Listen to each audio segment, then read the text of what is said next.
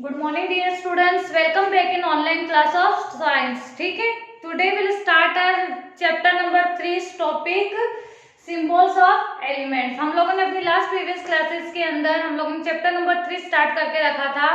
Name में chapter number 3 का name था एटॉम्स एंड मॉलिक्यूल्स। तो उस दिन मैंने आप लोगों को एटॉम्स के बारे में एक्सप्लेन किया था कि एटॉम्स क्या होता है। Atom is a very smallest particles of an element, है ना। और एटॉम्स का उसका जो डायमीटर होता है वो कितना होता है, 1 nanometre is equals to 10⁻⁹ nanometre. ठीक है, ये सब हम लोगों ने स्टडी किया था। अब आज हम इसके सिंबल्स के बारे में क्या करेंगे, स्टडी करेंगे। जो साइंटिस्ट है डेल्टन, जोहन डेल्टन, उन्होंने वो फर्स्ट ऐसे साइंटिस्ट है जिन्होंने एम्बल्स के सिंबल्स को बहुत ही एक स्पेसिफिक वे में क्या किया था, स्टडी किया था। ठीक है, अब जैसे पहले तो जैसे फॉर एग्जांपल हाइड्रोजन हो गया, ऐसे डॉट करके एक्सप्लेन कर देते थे, या फिर जैसे कार्बन हो गया तो उसको इस तरीके से शो कर देते थे। ऑक्सीजन हो गया, ऑक्सीजन को इस तरीके से शो करते थे। तो मतलब ये जो है था।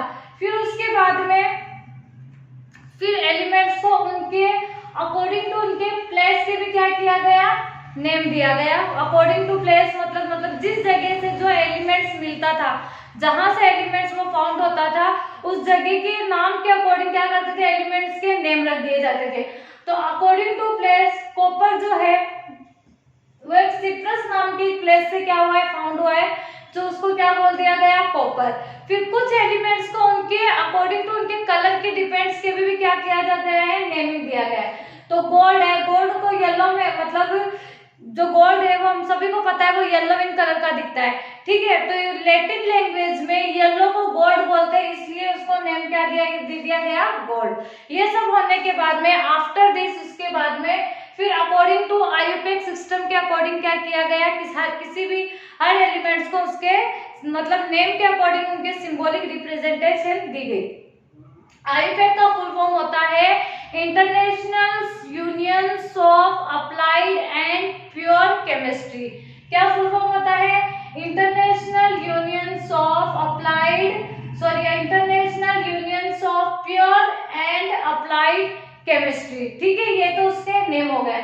अब हाइड्रोजन है, हाइड्रोजन क्या है, फॉर एग्जाम्पल हाइड्रोजन। अब हाइड्रोजन को जैसे हम लिखते हैं, ये हो गया हाइड्रोजन। अब आईयूपैक सिस्टम के अकॉर्डिंग क्या था कि किसी भी सिंबल्स को जब हम नेम देंगे तो सबसे पहले उसके मतलब उसका जो फर्स्ट लेटर लिखेंगे वो कैसे लिखेंगे, कैपिटल लेटर, और सेकंड लेटर जो होगा वो उसका क्या होगा, स्मॉल होगा।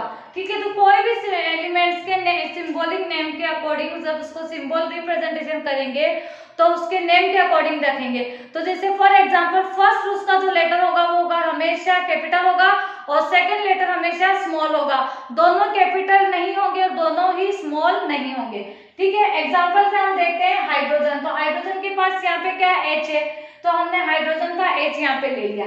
ठीक है, अब नेक्स्ट क्या है, एल्यूमिनियम। तो एल्यूमिनियम को हम किस तरीके से लिखते हैं, ए और स्मॉल एल लिखते हैं ना। तो ये वाला तो क्या राइट है, अगर हम इसको इस तरीके से लिखेंगे ए और ये, तो ये हमारा क्या हो जाएगा, रॉन्ग हो जाएगा। क्योंकि आईयूपैक सिस्टम के अकॉर्डिंग किसी भी एलिमेंट्स के का जो सिंबल होता है वो उसके नेम का फर्स्ट और सेकंड लेटर लिखा जाएगा। फर्स्ट लेटर जो होगा वो कैपिटल होगा, सेकंड लेटर जो होगा वो स्मॉल होगा। ठीक है, इसी तरीके से जैसे कोबाल्ट, तो कोबाल्ट का सी तो क्या है, कैपिटल हमने लिख दिया, और ओ क्या है, स्मॉल है, तो ये हमने लिख दिया। अगर हम इसको इस तरीके से लिखेंगे सी और ये दोनों कैपिटल लिखेंगे तो ये क्या हो जाएगा, हमारा रॉन्ग हो जाएगा। ठीक है, ये आप लोगों को समझ में आया कि सिंबल्स के नेम मतलब किसी भी एलिमेंट्स के नेम किस तरीके से, जैसे नेम तो थे लेकिन उनको जब हम केमिकल इक्वेशन जब बनाते हैं तब हम नेम तो नहीं लिखते ना, उसको सिंबॉलिक रिप्रेजेंटेशन करते हैं। तो सिंबॉलिक रिप्रेजेंटेशन करने के लिए यहाँ पे हमें जरूरत होती है कि इनके सिंबल कैसे लिखे। तो सिंबल अब हम कैसे लिखेंगे, किसी भी एलिमेंट्स के नेम का फर्स्ट लेटर होगा कैपिटल और सेकंड लेटर होगा स्मॉल।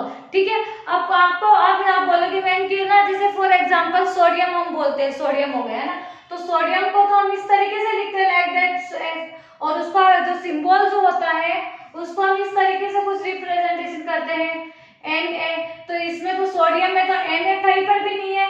तो कुछ एलिमेंट्स के नेम जो है उनके लैटिन वर्ड्स के अकॉर्डिंग भी रखे गए। जैसे कुछ के उनके प्लेस के अकॉर्डिंग है, कुछ उनके कलर पे डिपेंड है, और कुछ और एलिमेंट्स के नेम उनके लैटिन वर्ड्स के ऊपर भी डिपेंड है। तो लैटिन लैंग्वेज में सोडियम को क्या बोलते हैं? नेट्रियम। क्या बोलते हैं? नेट्रियम। इसीलिए सोडियम को क्या किया जाता है, इसका सिंबल क्या रिप्रेजेंटेशन किया जाता है? Na, न कि Sa, है ना। ये वाला ना रखे हुए नेट्रियम का जगह पे Na उसको लिखते हैं, तो ये होगा सोडियम। उसी तरीके से पोटेशियम, पोटेशियम को भी हम क्या रिप्रेजेंटेशन करते हैं? K, जबकि पोटेशियम के अंदर K कहीं पर भी नहीं आता है ना। तो K का जो K कैसे लिखते हैं? लैटिन वर्ड में, लैटिन लैंग्वेज में पोटेशियम को केलियम बोलते हैं। क्या बोलेंगे? केलियम, जिसकी वजह से यहाँ लिख के बताती हूँ मैं आपको, केलियम बोलते हैं, जिसकी वजह से हम ये के जो है ना वो क्या लिखते हैं? पोटेशियम के जगह पे के को, पोटेशियम को के से क्या करते हैं? रिप्रेजेंट करते हैं। ओके, आई होप आप लोगों को यहाँ तक अच्छे से समझ में आया होगा। अब हम अपना नेक्स्ट टॉपिक स्टार्ट करते हैं, मॉलिक्यूल्स की। मॉलिक्यूल्स किसको बोलते हैं? What is molecule? Smallest particles of an element are a compound. मतलब किसी भी एलिमेंट्स का जो सबसे स्मॉलेस्ट पार्टिकल्स होगा उसे हम क्या बोलेंगे? मॉलिक्यूल्स। फॉर एग्जांपल ऑक्सीजन हो गया, ऑक्सीजन हमेशा वन एंड ऑक्सीजन को तो ये हो गया उसका रिप्रेजेंटेटिव सिंबल, लेकिन ऑक्सीजन जब हमें मिलता है किस फॉर्म में मिलता है? O2। तो मतलब जैसे यहाँ पे ऑक्सीजन से कितने मॉलिक्यूल्स हो गए? 2। तो ऐसे ही मतलब पार्टिकल्स को क्या बोलेंगे? मॉलिक्यूल्स। अब नाइट्रोजन कितने मिलते हैं? नाइट्रोजन को हम क्या लिखते हैं? N2, hydrogen H2। तो ये जो है इनके जो मॉलिक्यूल्स हमें 1, 2, 3 फॉर्म में जो मिलते हैं तो उसे हम क्या बोलेंगे? मॉलिक्यूल्स। ओके, आया आप लोगों को समझ में कि मॉलिक्यूल्स क्या है? किसी भी स्मॉलेस्ट पार्टिकल, मतलब किसी भी एलिमेंट्स का जो स्मॉलेस्ट पार्टिकल्स मिलकर के बनते हैं। फॉर एग्जांपल ऑक्सीजन है, सिंगल होगा तो वो तो उसकी रिप्रेजेंटेशन हो गई। अब ऑक्सीजन हमें O2 के फॉर्म में मिलता है तो ये क्या हो गया? हमारा मॉलिक्यूल्स हो गया। और खाली सिर्फ एटॉम्स का हम लोगों ने पहले स्टडी कर ही लिया था कि किसी भी एलिमेंट्स का जो स्मॉलेस्ट से स्मॉलेस्ट पार्टिकल्स होगा वो क्या होगा? एटॉम्स होगा। अब नेक्स्ट हमारा क्या है? Molecules of an elements. अब मॉलिक्यूल्स के एलिमेंट्स के बारे में स्टडी करते हैं। जैसे आर्गन और हेलियम, ये हमेशा सिंगल फॉर्म में ही मिलते हैं, ठीक है। तो इन्हें हम क्या बोलेंगे? Mono atomic. क्या बोलेंगे? Mono atomic. इसी तरीके से ऑक्सीजन हमें क्या मिलते हैं? O2, तो उसको क्या बोलेंगे? डायएटॉमिक। इसी तरीके से हमें अगर 3 फॉर्म में, अगर कोई Cl3 क्लोरीन हमें 3 फॉर्म में मिलता है 3, तो इसे हम क्या बोलेंगे? Try atomic. अगर हमें 4 मिलता है तो हमें उसे क्या बोलेंगे? Tetra atomic. 5 मिलेगा तो हम बोलेंगे पेंटा एटॉमिक। और बहुत सारे मिलेंगे तो हम उसे हम क्या बोलेंगे? जैसे फॉर एग्जांपल सल्फर है, S8 होता है तो उसे हम क्या बोलेंगे? Poly atomic. क्या बोलेंगे? पॉली एटॉमिक, ठीक है। अब नेक्स्ट है हमारा मॉलिक्यूल्स ऑफ कंपाउंड की। अब मॉलिक्यूल्स के कंपाउंड के बारे में क्या करेंगे? स्टडी करेंगे। हम लोगों ने मॉलिक्यूल्स के बारे में स्टडी किया, अब मॉलिक्यूल्स के एलिमेंट्स के बारे में स्टडी किया, अब हम उसके कंपाउंड्स के बारे में स्टडी करेंगे। Molecules of compound, atoms of an different element joint together. मतलब अलग अलग एलिमेंट्स के एटॉम क्या होंगे? एक साथ जॉइंट होंगे इन अ डिफाइनाइट प्रोपोर्शन। एक डिफाइनाइट प्रोपोर्शंस के अंदर जॉइंट होंगे तो उसे हम क्या बोलेंगे? Molecules of compound. For example carbon है और ऑक्सीजन है, दोनों डिफरेंट एलिमेंट है लेकिन दोनों क्या हो रहे हैं? एक दूसरे से जॉइंट हो रहे हैं, तो ऐसे कंपाउंड को क्या बोल देंगे? Molecules of compound. जैसे कार्बन डाइऑक्साइड हो गया, वाटर हो गया H2O, अमोनिया हो गया NH3। अब इसमें दो किस किस के एलिमेंट्स है? यहाँ पे कार्बन भी है और ऑक्सीजन भी है। कार्बन के मॉलिक्यूल्स भी है और ऑक्सीजन के मॉलिक्यूल्स भी है, दोनों एक दूसरे के साथ जॉइंट हो गए, ठीक है, in a definite proportion. Definite proportion means जैसे कार्बन का क्या है? वहां पे 1 रेशियो है और ऑक्सीजन कितना है? 2। तो ये क्या हो गया? 1:2, जो हम लोगों ने लास्ट प्रीवियस क्लास में स्टडी किया था कि इनके रेशियो क्या होते हैं, इस तरीके से होंगे, ठीक है। अब इसके बाद में H2O, NH3 यानी अमोनिया। इसी तरीके से मतलब कोई भी किसी भी एलिमेंट्स के कंपाउंड्स एक डिफाइनाइट प्रोपोर्शंस में एक दूसरे के साथ क्या होंगे? जॉइंट होते हैं, तो उसे हम क्या बोलेंगे? मॉलिक्यूल्स ऑफ कंपाउंड्स, ठीक है। अब हम नेक्स्ट हमारा आएगा व्हाट इज आयन। यहाँ तक आप लोगों को अच्छे से क्लियर हुआ। अब हम नेक्स्ट पढ़ेंगे व्हाट इज आयन। आयन किसको बोलते हैं? The charge species, the charged species are known as ions. मतलब किसी भी एलिमेंट्स के ऊपर जो भी चार्ज होगा, पॉजिटिव होगा या नेगेटिव होगा, ऐसे उसे हम क्या बोलेंगे? आयंस। अब पॉजिटिवली नेगेटिवली आयंस को हम क्या बोलते हैं? अनायंस भी बोलते हैं, और पॉजिटिवली चार्ज को हम क्या बोलते हैं? कैटायंस भी बोलते हैं। ठीक है, आयन किसको बोलते हैं? मैं फिर से रिपीट कर रही हूँ, द चार्ज स्पीसीज, किसी भी एलिमेंट्स के ऊपर जो भी चार्ज होगा, नेगेटिव होगा या पॉजिटिव होगा, उसे हम क्या बोलेंगे? आयंस। ठीक है, और नेगेटिवली चार्ज आयंस को क्या बोलते हैं? Anions, and positively charge ion को क्या बोलते हैं? Cations. For example, sodium is a positive ions and chlorine is a negative ions. ठीक है, अब ग्रुप ऑफ चार्ज, मतलब अब बहुत सारे, मतलब दो या दो से ज्यादा चार्ज एक जगह पर होंगे। A group of charge is known as polyatomic. ठीक है, अगर ये डेफिनेशन आप लोगों को पूछे कि व्हाट इज पॉलीएटॉमिक, तो आप इस तरीके से लिखोगे, a group of charge is known as a polyatomic. मतलब किसी भी एलिमेंट्स के ऊपर जब जो चार्ज का जो चार्ज होते हैं वो क्या होंगे? ग्रुप फॉर्म में होंगे, एक, दो या दो से ज्यादा होंगे, तो उसे हम क्या बोलेंगे? पॉलीएटॉमिक। ठीक है स्टूडेंट्स, ये समझ में आया आप लोगों को कि आयन किसको बोलते हैं? आयन वो चीज होते हैं जो किसी भी स्पीसीज के ऊपर क्या होंगे? चार्ज होंगे। किसी भी स्पीसीज पे चार्ज होंगे, मतलब किसी भी एलिमेंट्स के ऊपर नेगेटिव चार्ज भी हो सकता है, पॉजिटिव चार्ज भी हो सकता है। ठीक है, अब जो नेगेटिवली चार्ज होगा उसे हम क्या बोलेंगे? एनायंस, और जो पॉजिटिवली चार्ज होगा उसे हम क्या बोलेंगे? कैटायंस। ठीक है, अब उसके बाद में कि व्हाट इज पॉलीएटॉमिक, तो पॉलीएटॉमिक का क्या लिखोगे? A group of charge is known as a polyatomic. A group of charge is known as polyatomic. मतलब जो चार्ज होंगे वो ग्रुप में होंगे, उसे हम क्या बोलेंगे? पॉलीएटॉमिक। ठीक है, अब नेक्स्ट हमारा टॉपिक जो है वो है राइटिंग केमिकल फॉर्मूला। अब हम केमिकल फॉर्मूले कैसे लिखते हैं? जैसे हम लिखते हैं ना H2O, इस तरीके से H2O लिख दिया, CO2 लिख दिया, ये क्या है? इनके केमिकल फॉर्मूले है ना। तो अब इनको केमिकल फॉर्मूले कैसे लिखेंगे? अब केमिकल फॉर्मूला लिखने के लिए स्टेप बाय स्टेप हमें क्या करना पड़ेगा? फॉलो करना पड़ेगा। अब राइटिंग केमिकल फॉर्मूला, इसके अंदर सबसे पहले ये देखेंगे कि किसी भी आयंस की जो कंबाइनिंग या फिर जो कैपेसिटी होती है, द कंबाइनिंग पावर या फिर capacity of an element is known as its valency. इनकी वैलेंसी क्या होनी चाहिए?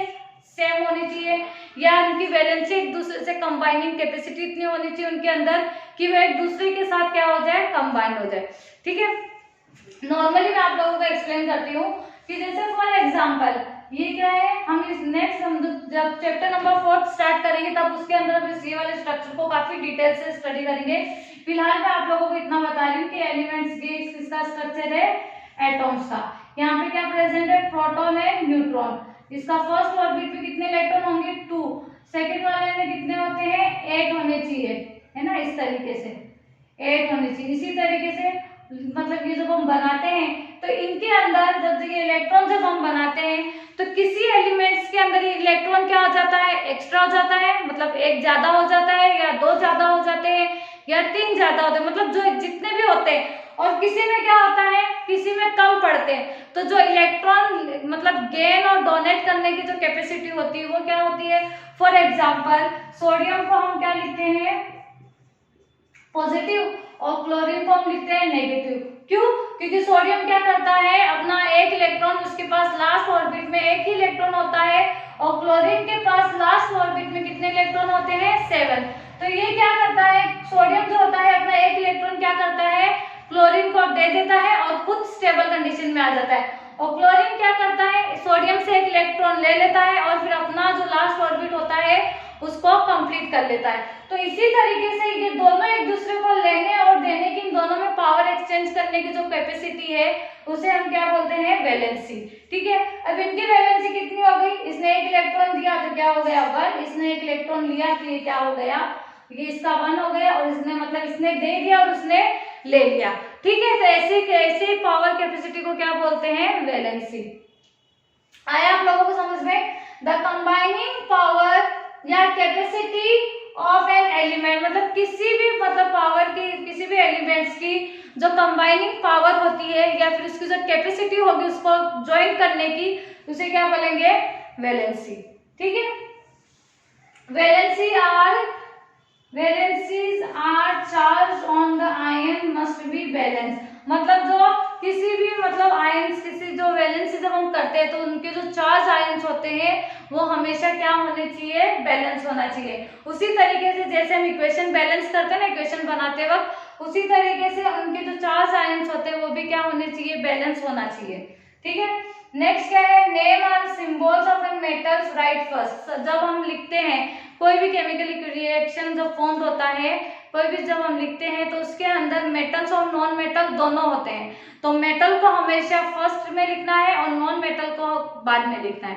उसी तरीके से मेटल्स जो है, नॉन मेटल जो है वो किस तरफ लिखे जाएंगे, जैसे ACAO, कैल्शियम क्या है, मेटल, ऑक्सीजन क्या है, नॉन मेटल, सोडियम क्या है, मेटल, ये क्या है, नॉन मेटल, इस तरीके से हमें लिखना है।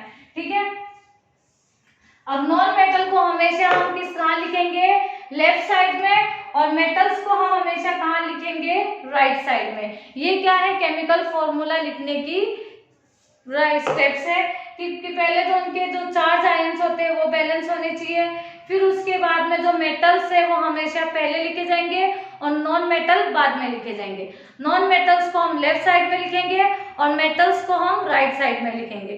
ठीक है, ये यहाँ तक आप लोगों को समझ में आया। आई होप मैंने आप लोगों को जितना भी एक्सप्लेन किया है वो आप लोगों को अच्छे से समझ आया होगा। ठीक है, और जो रिमेनिंग जो टॉपिक्स रह गए वो हम अपनी नेक्स्ट प्रीवियस क्लास में क्या करेंगे, कंटिन्यू करेंगे। तब तक के लिए students, stay home, stay safe and bye.